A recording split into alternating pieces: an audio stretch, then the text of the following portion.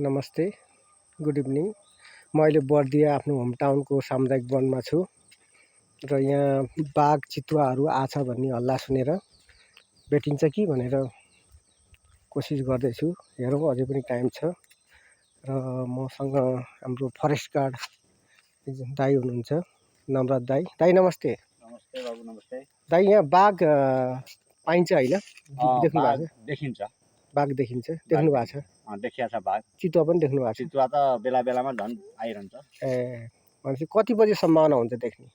यो साँझतिर भनेपछि 6 बजे 7 बजे लगभग।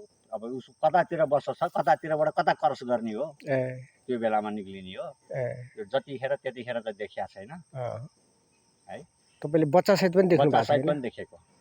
बच्चा जस्तो डमरू हुर्काउनको लागि अब राष्ट्रिय निकुञ्जबाट बाघहरू, बघिनीहरू हुर्काउनलाई आएको होला जहाँसम्म लाग्छ। त्यो बच्चा चाहिँ मजाले बच्चासहित पनि देखिया छ। तपाईँ वनमा काम गरेको मान्छे देखिरहनुहुन्छ नि त? देखिरहेको।